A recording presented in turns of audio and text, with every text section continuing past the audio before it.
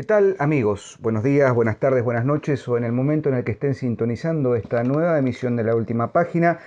Los saludamos, quien les habla, por supuesto, como cada lunes y o martes, porque a veces se nos traslada un día el programa, el procónsul, quien soy yo, de todas las prosopopeyas, que existe, nombrado como tal, como si fuese una entidad, como si fuese un avatar de algo mayor, de algo inefable, de algo que sucede, que es sustancia, cuerpo y materia, todo Ay, junto, por todo favor, junto. Dios Es una suma porrínica. Oh, No es la suma porrínica, es una cosa, incluso una el enfermedad, porque inefable, el el porrinismo. inclaudica, el porrinismo. El porrinismo se va expandiendo por la faz de la tierra, por doquier, y ya hay Por doquier. bastiones enteros de gente Bastiones hay, bien, bien. tiñéndose el cabello o dejando que la melamina es otra cosa. ¿Cómo le va? Deje Decir pavadas. por Porque después Dios. el doctor, ¿cómo anda? Se venga. Ejerce una represalia, retaliaciones en reporte minoritario y bueno, Exacto, cada tanto tengo que estar ahí poniendo cara de póker exactamente. frente a Mientras sus yo digo una sarta arengas y demás. Así de que, ¿cómo cosas. anda, Porrini? ¿Todo Muy bien? bien, muy bien. Muy contentos estamos. Estuvimos haciendo cositas, el doctor sobre todo. Vayan a ver la entrevista, la charla que tuvo con... Lo habíamos anunciado un poco el martes pasado en el recreo, que iba a salir prontamente una novedad y finalmente el jueves salió la entrevista por este canal con Carolina Sanín, finalmente Ujú. la excelentísima entrevista que hizo Sebastián con Carolina está subida a Bueno, YouTube, así que recomendamos que vayan a verla, por supuesto. No se pierdan verso a verso. Y hemos hecho cositas durante estos últimos 2 años en la asociación y como ustedes bien saben, siempre invitamos a que humildemente nos den una mano ingresando a la caja de descripción del video, visitando la academia de la Asociación de Estudios Humanísticos y suscribiéndose, anotándose, accediendo a los distintos cursos que tenemos allí vigentes. Y me detengo en esto porque, como ustedes saben, todo lo que hacemos desde la asociación tiene un esfuerzo bastante particular y es absolutamente sin ningún tipo de financiación externa.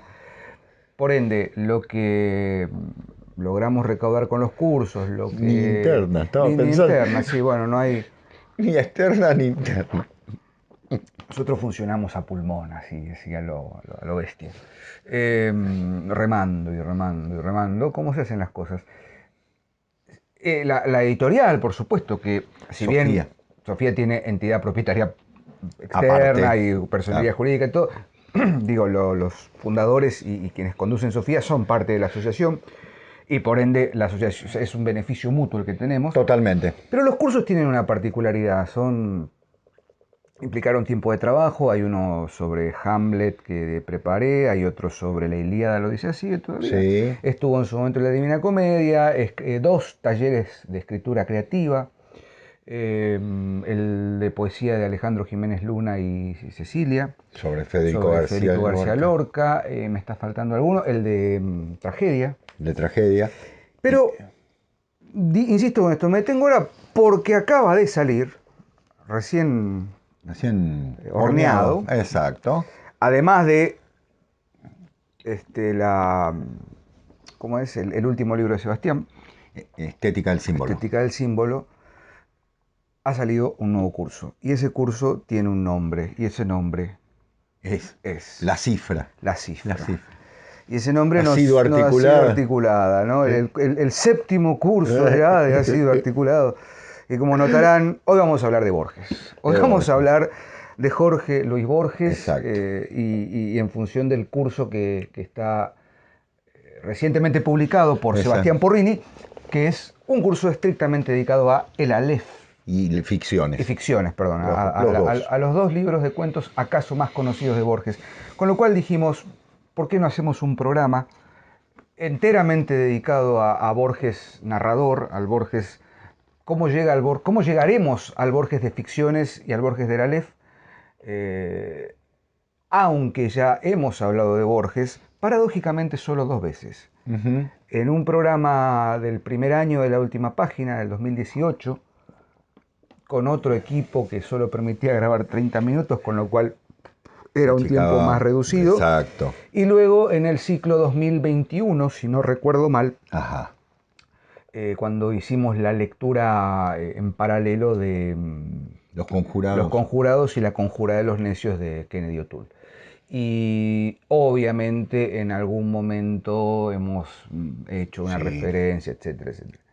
Con lo cual aquel suscriptor que puso en el recreo anterior, que qué loco estos tipos que siendo argentinos pueden hablar más de media hora sin mencionar a Borges, no, en este punto deje de ver el video porque vamos a hablar de Borges durante un ratito por lo menos, pero bueno, es inevitable. Sebastián. Bueno, vos decías algo que es interesante ver, que es el Borges previo a eso. Paréntesis, ¿no? Voy a hacer ruido con la cucharita, así que para los que comentan que yo hago ruido, ¿para qué hago? Ponga, ahí está, revuelva. Vamos a dejarlo. Mientras tanto, yo voy anunciando Ay, qué por Dios. Bien, listo. Vos decías algo interesante, ¿no? En 1941 Borges publica la primera parte de Ficciones, que es en realidad el jardín de senderos que se bifurcan, que en el 44 se completa con Artificios y forma Ficciones. Ese hombre que está publicando en el 41 ese libro, en 1941, ya es un hombre de 42 años, ya es un escritor que ha caminado los pasillos de algunos diarios, sobre todo el diario Crítica, donde trabajaba en la revista Multicolor, haciendo traducciones, comentarios de libros, incluso publicando alguna historia personal, y picado por el mismo director del diario, Natalio Botana, famosísimo personaje de la historia del periodismo argentino, uruguayo el hombre, pero bueno, desarrolló su tarea en Argentina. Es Natalio Botana quien con ese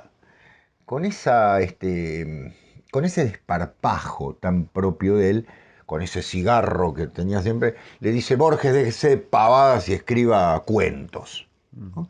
Y esa motivación, así medio en chiste, lleva a que Borges empiece a componer una serie de textos que van a aparecer en Crítica y que aparecen en su primer libro de cuentos, que es Historia Universal de la Infamia, de 1935. Libro, Diego, que, miren los títulos, ¿no? Son cuentos, pero en algún sentido son cuentos con una particularidad notable porque se dividen en partes, ¿no? El atroz redentor Lazarus Morel, que tiene una serie de partes, ¿no? La causa remota, el lugar, etcétera, etcétera. El impostor inverosímil Tom Castro. La viuda Chin, pirata. El proveedor de iniquidades Monk Eastman. El asesino desinteresado Bill Harrigan. Aparte, siempre el adjetivo tan, ¿no? El incivil maestro de ceremonias Kotsuke no Tsuke, que a mí siempre me pareció, junto con Abenjacán el Bojarí, ¿no? El tintorero enmascarado Hakim de Merv. Y, bueno, ese texto tan increíble que es Hombre de la esquina rosada, que fue incorporado después, valga decirlo, junto con un conjunto, discúlpenla, de textos breves que conforman un etcétera, así lo llama Borges. Es decir, los primeros textos narrativos compuestos seguramente entre el 32 y el 35, de un Borges que empieza a publicarlos en el diario Crítica y luego los recoge en un libro, que ya es un hombre adulto, estamos hablando de una persona de 35 o 36 años, que ya ha publicado mucho: Fervor de Buenos Aires, Cuaderno San Martín, Discusión, El tamaño de mi esperanza, Las primeras Inquisiciones, que se llaman Inquisiciones, etcétera, etcétera, el Evaristo Carriego y demás, que viene de la poesía, que viene del ensayo, pero que no se ha metido en la narrativa. Y que yo digo, no sé qué pensarás vos, Diego, pero Borges se convierte en el cuentista. Sí. ¿No? Mucho más que en el poeta, digo yo. Como poeta es genial, pero como cuentista es... Sí, hay algo que seguramente hemos dicho en aquel programa, el primer programa. Sí. seguro. Pero también hay una realidad, de aquel programa pasaron ya 7 años. eh, y conforme pasa el tiempo, y ustedes habrán visto, este debe ser el programa casi 290 y pico, estamos cerca de los Sí. 300.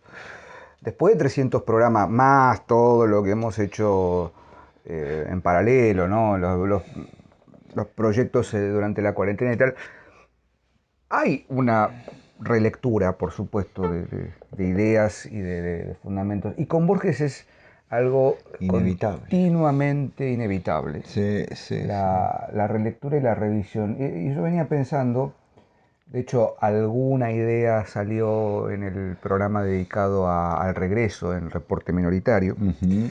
que justamente comentamos largamente Hombre de la Esquina Rosada. Y te decía al aire, el ingreso de Borges a la narrativa, con Historia Universal de la Infamia, va a sentar las 4 o 5 bases o 4 o 5 pilares esenciales de lo que Narrativa. va a ser su narrativa total, Sí. que va a culminar, desde mi punto de vista, en 3 libros: Ficciones, El Aleph, y para mí el informe de Brody tiene como la última vuelta de tuerca. Ujú. Ya un Borges que se repite tal vez, pero que Sí. retoma, amplía un poco más. Un Borges que, lejos de ser, digamos, un escritor realista, construye una literatura uno de los títulos que leía Sebastián en Historia Universal de la Infamia, una literatura que es metaficcional. ¿Qué Ujú. quiere decir con meta? O sea, ya se había inventado, no inventa nada Borges, ya está en Cervantes por lo pronto.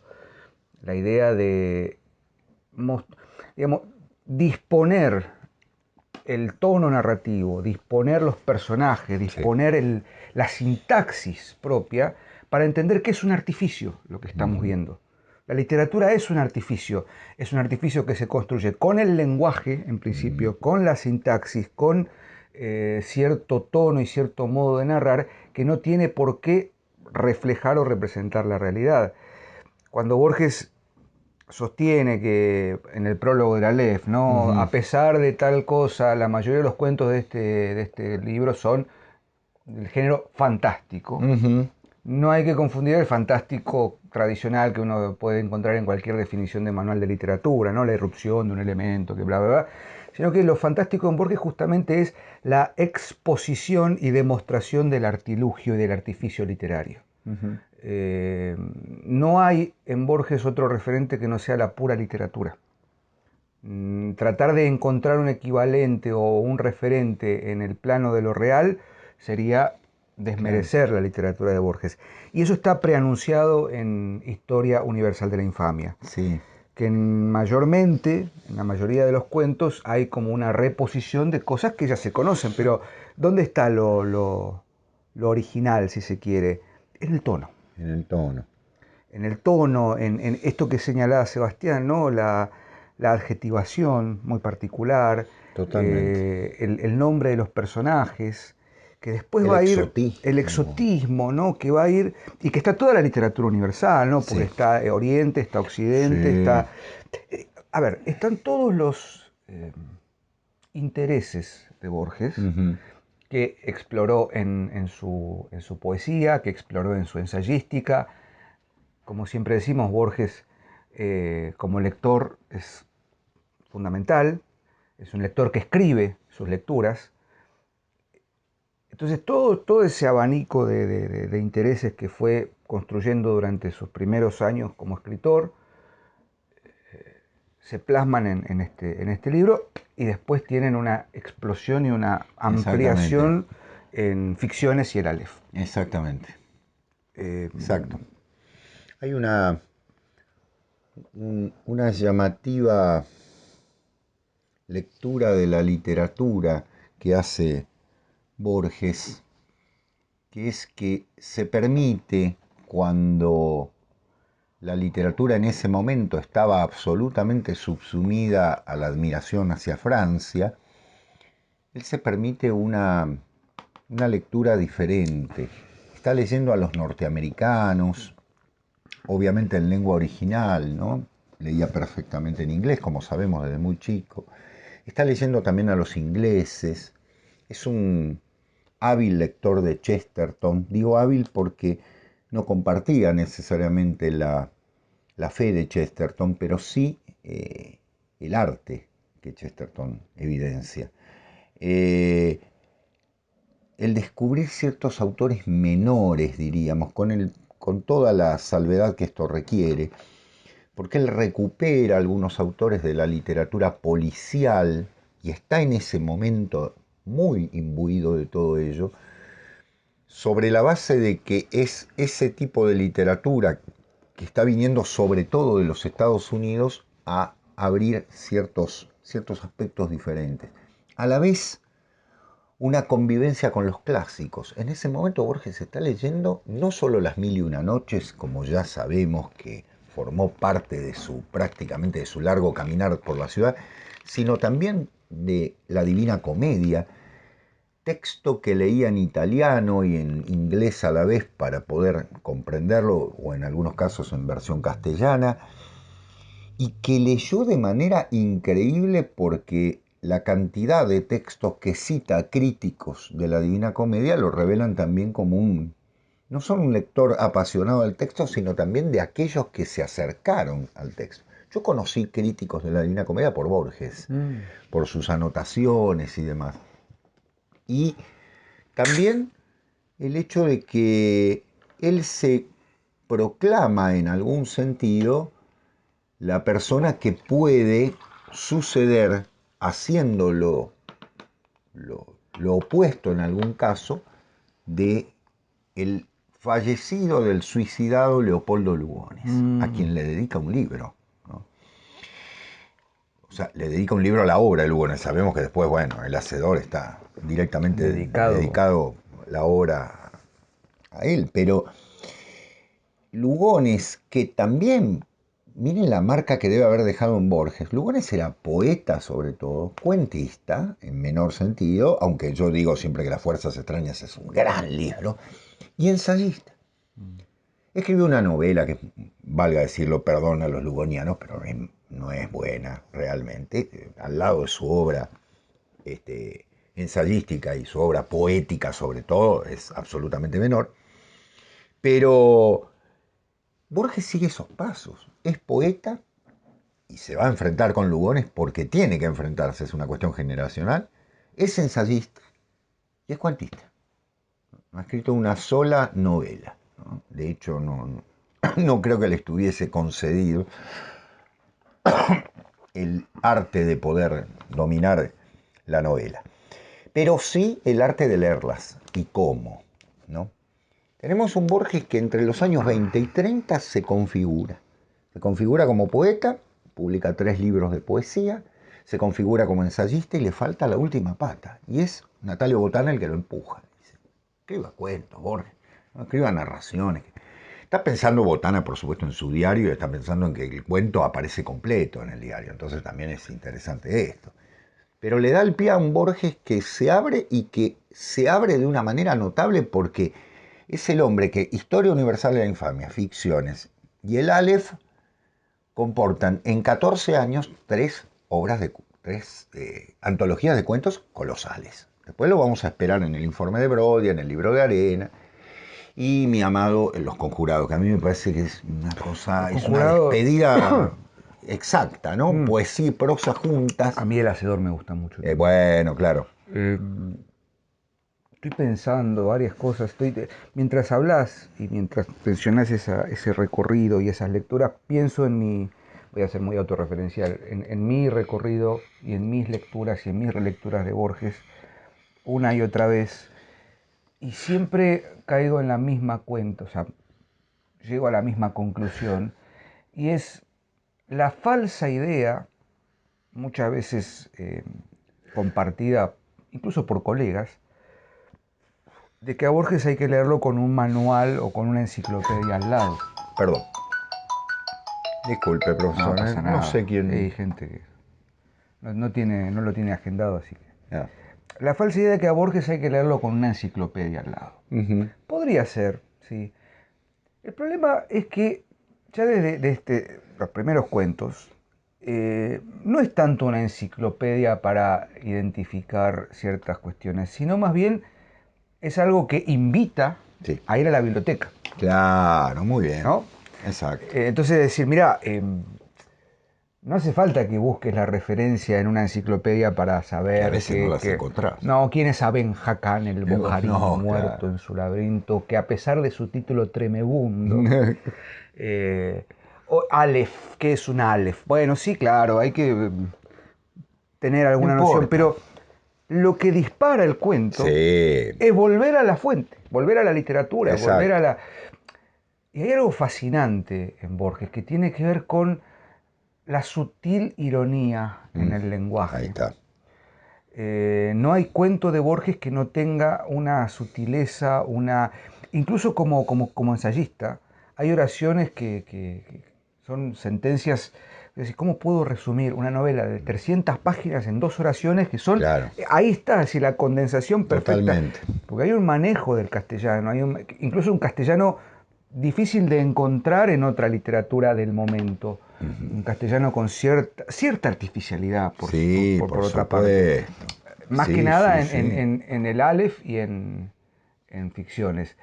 En el Hombre de la Esquina Rosada hay un registro un poquito más cercano lo hemos dicho ya, Ah, a los bueno, orilleros, claro. al lenguaje Lo propio amerita el cuento, ¿no? Lo del habilita también. ambiente donde se Totalmente, desarrolla, que como claro. dice Sebastián, el cuento lo amerita. Pero luego hay unas fantasías Ujú. y una serie de delirios, entre comillas, puramente literarios. La Biblioteca de Babel, la Lotería de Babilonia, Clonukbar, Orbis Tertius, Sí. son Mundos directamente mundos aparte. aparte. El jardín mismo, ¿no? El jardín de También, los si bien... senderos que se bifurcan, que es un cuentazo, Qué por cierto. cuentazo, por Dios. Luego tenemos la otra categoría de cuentos, los cuentos que son relacionados o que están referidos a otros textos literarios, Ujú. El Sur, El Fin, bueno, el Aleph de alguna manera Sí, también, claro. cuyo referente, insisto, es la pura literatura. El ejemplo más cabal de todo esto, del modo en que Borges utiliza no solo la referencia a la pura literatura, sino también la sutil ironía, es Pierre Menard, autor del Quijote. Mm.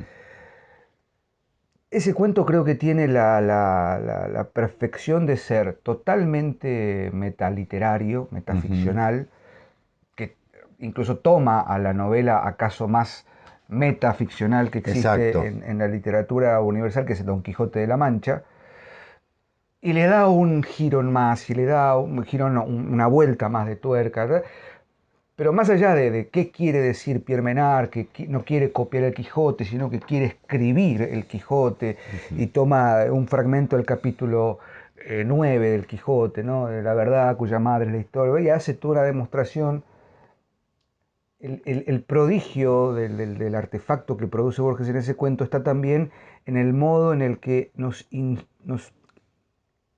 sumerge en una continuidad de personajes y de nombres y de textos y de títulos que son una fantasía. Sí, O sea, claro. el catálogo de textos de Menard Ujú. es imposible. Ah, claro. Un soneto a Un la... soneto que discute tal cosa, un Mm. soneto que le responde. Las reglas Entonces, del ajedrez, bueno, está exponiendo también claro. la necesidad, no sé si la necesidad, pero el desafío al lector de que tiene que volver a la literatura. Sí, Indefectiblemente, su mundo, su formación es la literatura, es la biblioteca, y su operación como escritor es volver a recuperar y a ganar el territorio literario ujú, que se ha ido perdiendo en el siglo XX, merced a ciertos experimentos con el lenguaje, exacto. todo lo que ya hemos dicho. Y que de algún modo la novela es depositaria de esa pérdida de dominio de lo puramente literario. No sé si me Exacto. explico. No sé, es una hipótesis, qué sé yo. Borges, como bien dijiste, Sebastián, no, tal vez no dominara el arte de la escritura de largo De la aliento. novela, claro. Tal vez haya entendido hacia dónde iba a ir la novela y hacia dónde finalmente va a llegar después de la segunda mitad del siglo XX, es hacia una tierra incógnita, ¿no? Donde no hay dominio mayormente de lo puramente literario, Sí, sí. salvo grandísimas excepciones. Eh, Sí, sí, es ¿No? verdad, es verdad. Sobre todo porque yo pienso en un Borges conceptista, es decir, en un Borges que le gusta el término como concepto, no el término como fioritura o como decoración. Le gusta la palabra como reflexión, le gusta el hecho de que la sintaxis esté tan construida sobre la base de hacer pensar al lector, no de oscurecer, sino de pedirle que esté atento. Es lo que justamente nos permite leerlo, releerlo y volver a leerlo y volver a leerlo y encontrar el gusto de ese estilo que se va desarrollando en su misma gramática personal, por decirlo de una manera. Eh, yo recuerdo que cuando uno lo presenta a los chicos en el secundario, además está el prurito, por decirlo de una manera, el prejuicio de que es un autor difícil. Nadie va a decir que es sencillo, obviamente, no estamos hablando de una historia así tirada y nada más. Evidentemente. Y eso genera también ¿cómo decirlo? Un distanciamiento de parte del lector. Pero con una primera lectura y tratando de defenderse de la historia fácil, lo que decía Diego muy bien es el trabajo justamente con la lengua. Así como definió la literatura como sintaxis, lo dijo Borges y lo dijo también el querido Julio Cortázar, los dos entienden que la literatura no es tanto el contar una historia, y ustedes lo habrán visto miles de veces esta frase, la habrán escuchado miles de veces, no es tanto contar una historia, sino más bien el hecho de que esa narración se convierta en algo que supere a la historia. No es un pretexto, pero sí fundamentalmente que la supere. Es decir, que no pueda ser narrada sino como está narrada. Eso es algo que llevarlo a la novela sería algo imposible, me atrevo a decir, o trabajado de una manera que sería una obsesión, ¿no? Trabajarlo de alguna forma que llevaría un tiempo colosal, tal vez una vida entera y no alcanzaría. Es como el diccionario de regímenes del querido Rufino Cuervo, ¿no? Que no pudo llegar a ver ni siquiera el primer tomo, porque era un trabajo de una dimensión impresionante, de hecho se terminó 120 años después de su muerte. Valga decir que en Borges está esa literatura que se concentra sobre el concepto, y un concepto es una palabra muy fuerte. Por eso los adjetivos que acabamos de ver, ¿no? El insuperable, el no sé, el inefable, Incivil. el incivil, ¿no? Maestro de ceremonias, que tsuke no tsuke. Es decir, todo un, todo un mundo de palabras que lleva hacia una concepción muy particular. Y un hombre que, por eso lo tenía acá marcado, Diego, eh, un hombre que no desdeñó el cine. Mientras tuvo la posibilidad de ver, y de hecho iba incluso ya siendo no vidente, se hacía que alguien le narrase, escuchaba la historia, ¿no? Pero se hacía que alguien le narrase por ahí alguna escena para el que no podía ver. Borges fue una persona que amó el cine. De hecho hay un artículo en uno de sus textos de los años, comienzo de los años 30, que se llama Films, o sea, filmes, ¿no es cierto? Diríamos. Y donde habla del cine del momento, de las películas del momento, de eso, El asesino Karamazov, de Filmreich, ¿sí? Por ejemplo, Luces de la ciudad de Chaplin. Él reconoce que Chaplin es un mito ya en ese momento, es un mito del cine y demás. Y cuando alude al cine, está aludiendo también al discurso del cine, que va a ser tan importante para la literatura en el siglo XX, porque así como lo fue otras artes en su momento, como lo fue la ópera o como lo fue incluso la música, ¿no? En muchos aspectos, viene a hacerlo también el cine de una manera revolucionaria. Es decir, está escribiendo en un momento en el que todavía el cine no es sonoro o empieza a hacerlo, y palidece cierto cine que había tenido una sobreactuación o una historia muy particular para dar pie a lo que llamamos el cine clásico. Junto con la literatura, fíjense que recién decíamos, la literatura norteamericana. Es decir, tanto el cine que está llegando es un cine o bien alemán, ¿no? O bien el cine alemán previo al nazismo, que tiene toda una carga de expresionismo impresionante. El cine ruso, soviético, para decirlo de otra manera, que viene con una lectura muy impresionante, sobre todo desde Eisenstein y demás. Y el cine norteamericano. Es decir, no podemos hablar en ese momento de la importancia de ciertos cines que después van a ser importantes, ¿no? Con el tiempo. Sino de este. Y Borges lo nota. Es decir, ¿cómo ve en ese momento, cómo ve justamente, cómo ve, que ironía del destino, ¿no? ¿Cómo ve Claro. esa importancia del cine, ¿no? Sobre esa base?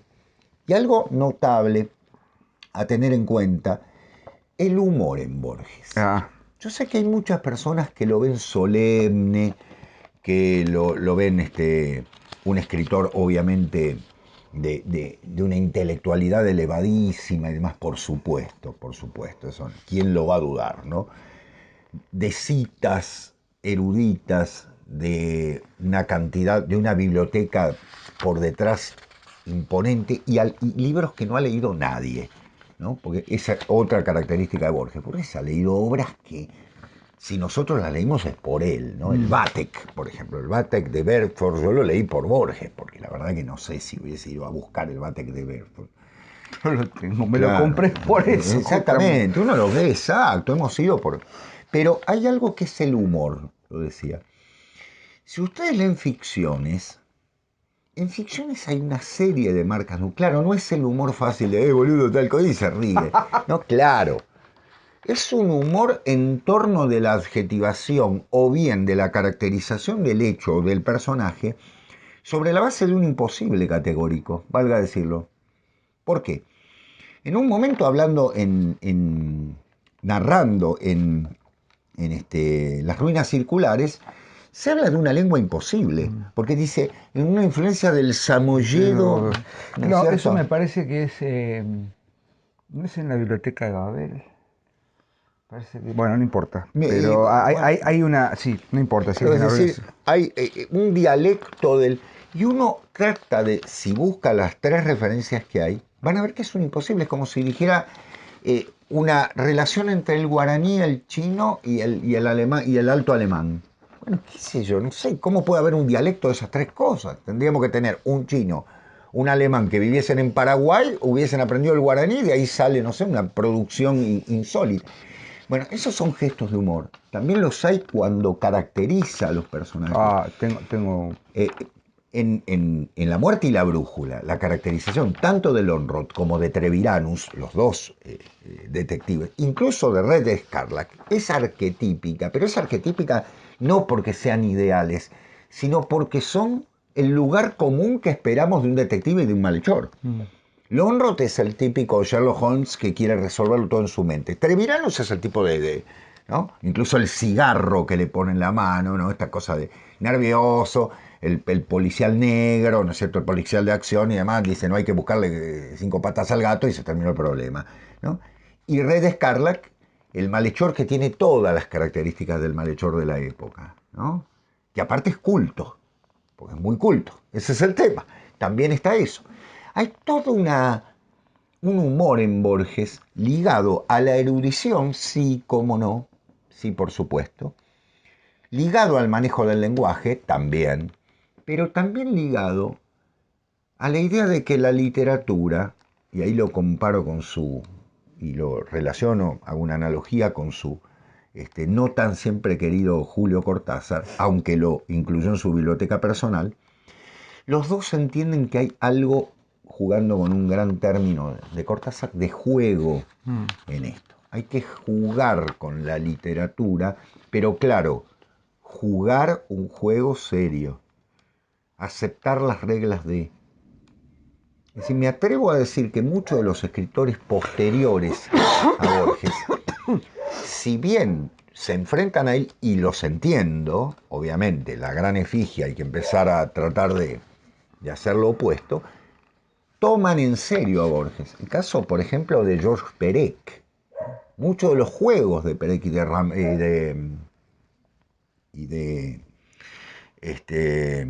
el de 99 ejercicios de estilo, ¿no? Bueno, ahora ya me voy a acordar el nombre, que otro librazo, son descendientes de Borges. Es decir, están jugando con una literatura que bordea, ¿no?, lo metafísico, que bordea. Y ahí viene, entonces, una aclaración más. Hay ciertos lectores y críticos que asumieron la idea de que, claro, Borges hace un juego metafísico, entonces se está burlando y demás.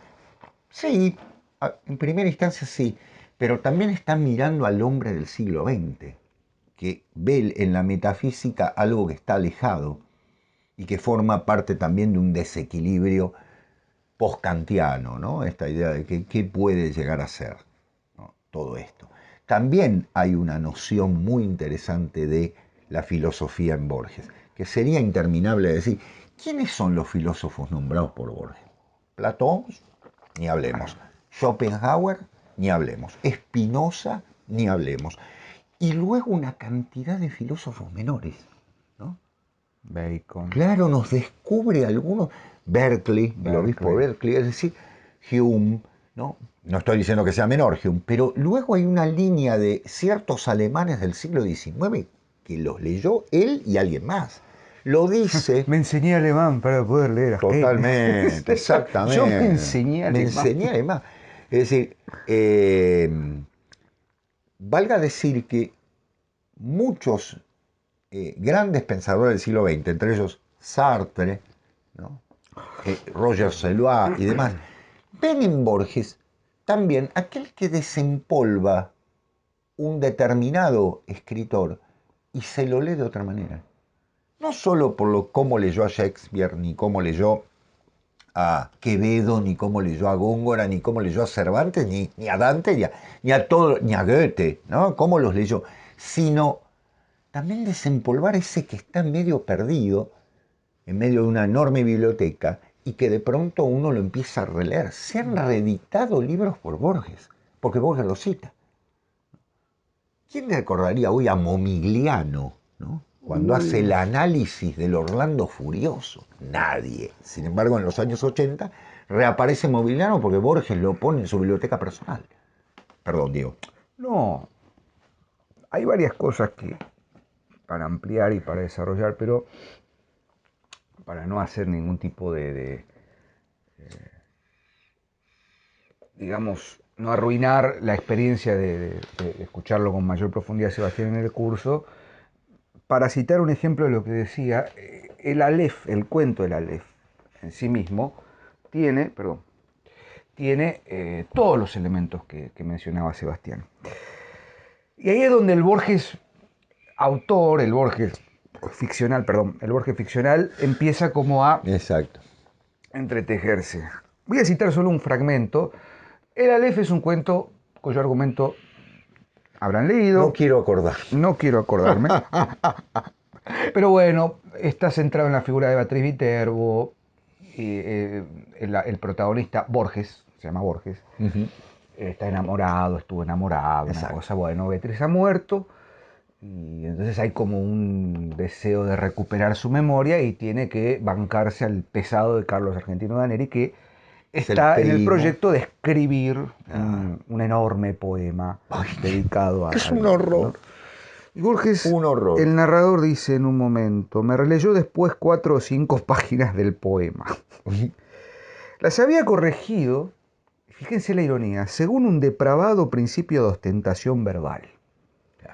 Donde antes escribió azulado, ahora abundaba el azulino, azulenco y hasta azulillo. La palabra lechoso no era bastante fea para él. No era bastante fea, o sea, ya es fea. No era bastante fea para él. En la impetuosa descripción de un lavadero de lanas, prefería lactario, lactinoso, lactescente, lechal.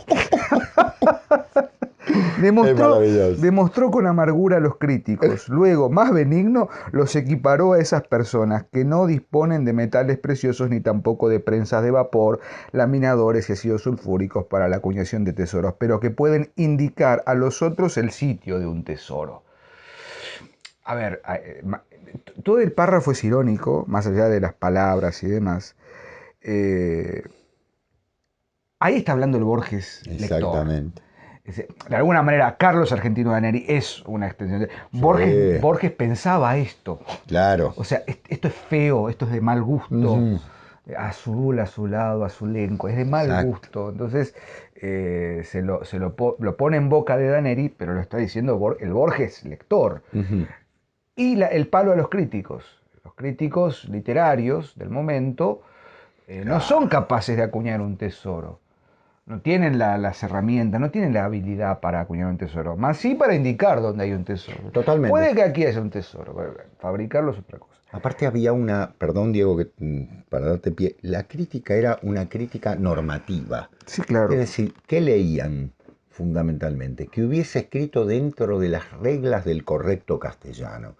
Con lo cual la literatura se convertía en un manual de lectura para niños o para estudiantes, en el caso en el que fuere, sin ciertas incomodidades que Borges quiere crear, sobre todo rompiendo con una costumbre, que era escribir como se escribían los maestros de cierta literatura. Por eso él está dejando de lado la influencia francesa y está dejando de lado la influencia española también.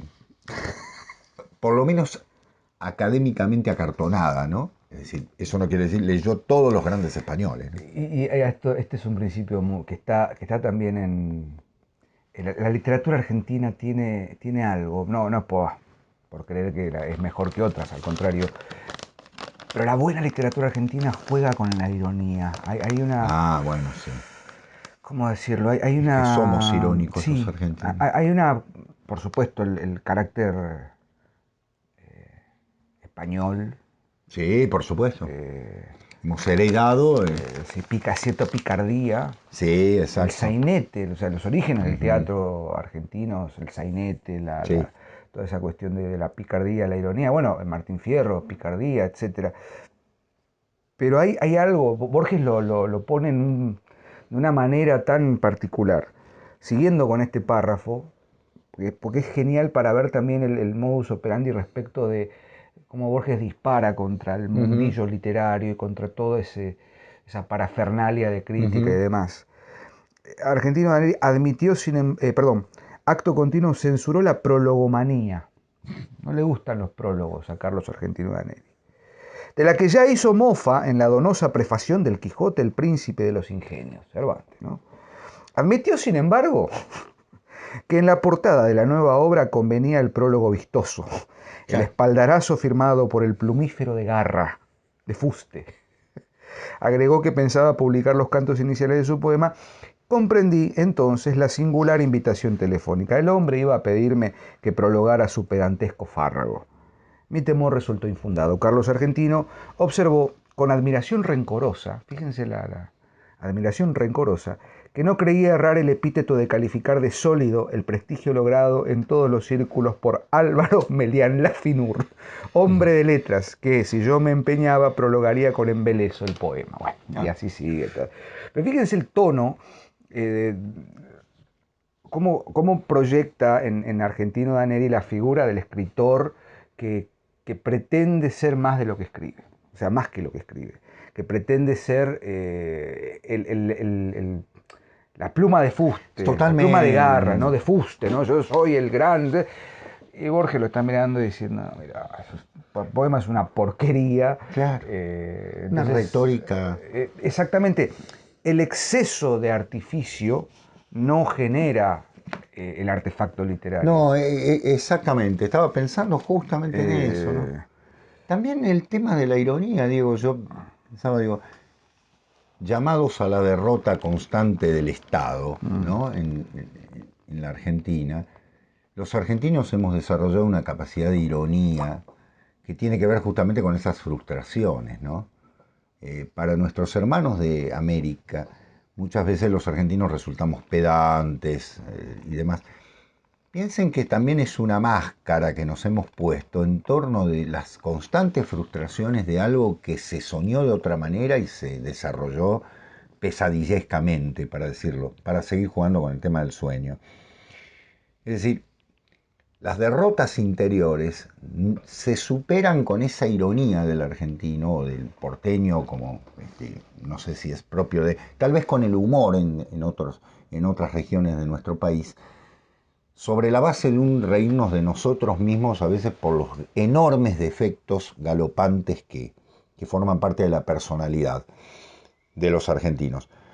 Y Borges es profundamente argentino en ese sentido. Es profundamente argentino, porque es la ironía que está construyendo, se basa en ese principio clave de los dos perdimos una patria, ¿recuerdas? ¿No? Los dos tuvimos una patria, ¿recuerdas? Y la hemos perdido, como le dice en un verso a Manuel Mujica Lainez. ¿No? Es decir, esto podría haber sido otra cosa y no fue, y entonces lo que nos queda es la sonrisa irónica de haber pensado en todos los desastres que cometimos. Un poco para llevarlo también a su lectura política, ¿no? Que es muy fácil escuchar, bueno, Borges era antiperonista, Borges era un pro no sé qué, pro no sé cuánto, en contra de tal cosa, y demás. También es una esencia de lo argentino, ese escepticismo en torno de una construcción determinada de utopías, ¿no? Que nos han llenado la cabeza de como una especie de mandrágora, ¿no? Que nos ha llevado a alucinar una cantidad de cosas. Es eso lo profundamente argentino de él. Y yo diría que en complemento, justamente, los dos hombres que son absolutamente contemporáneos, porque nacieron el mismo año, deben ser leídos en complemento. La mirada irónica, terrible, de un Borges que encuentra en la literatura el salvoconducto para poder establecer una literatura propia y llevarla al extremo, y la lectura de un Leonardo Castellani, que también es un marginal. Los dos son dos marginales. Fíjense que no se llevaban bien, para nada. Pero en el padre Castellani está la mirada de una trascendencia desde la cual él quiere e intuye fundamentalmente camino de salvación de. Y un Borges que dice, bueno, no, lo único que nos está quedando es, digamos así, la telaraña de la literatura que todavía nos permite sostenernos en algo, ¿no? Los dos vivieron la misma época, vivieron los mismos años y sobre la base de las frustraciones constantes construyeron una literatura desde un punto de vista o de otro. Sale de ahí también toda una herencia, ¿no? Posterior que se va a ir formando desde los años 60, ¿no? En discusión, en diálogo o porque se los negara. Obviamente Borges logró la consagración internacional, el padre Castellani no. Y entendemos por qué, es muy fácil, ¿no? Se opuso a poderes internacionales impresionantes. Bueno, un poco para traer esta idea de esos dos hombres que, sin lugar a dudas, fueron dos visionarios en algún momento, en muchos sentidos, ¿no? Opuestos o demás, pero dos visionarios. Borges con un castellano jugado en el juego, valga el juego de palabras, y Castellani desde el punto de vista de la lectura de una tradición impresionante, ¿no? También sobre la base de una fe. Creo que, Sebastián, es momento de invitar nuevamente a nuestros amables radio y telescuchas Claro, nuestra voz en el éter. a que vayan al curso del querido Sebastián sobre específicamente dos de los libros más importantes, Ficciones y el Aleph, que ya está, ahí pueden ir a la academia. El programa ha sido un intento, o si se quiere, una invitación cordial Una píldora. a empezar a pensar nuevamente en Borges. Siempre volvemos a Borges. No voy a agregar nada a lo que dijo Sebastián porque fue clarísimo. De hecho, incluso cuando hablamos de Castellani también Sí. hicimos alguna referencia. Uh-huh. Es inevitable afirmar y sostener que Borges es no solo uno de los escritores más importantes de lo que llamamos literatura argentina, sino de la literatura universal. Por supuesto. Justamente. Por Entonces, supuesto. siempre va a estar allí. Sebastián, Un placer, como Del siempre. mismo modo, maestro. Nosotros nos volvemos a encontrar como cada lunes en la última página. Reporte Minoritario sigue, por supuesto, todos los lunes de 15 a 17 y nosotros seguimos leyendo. Que tengan muy buena semana. Chau. Adiós. Gracias.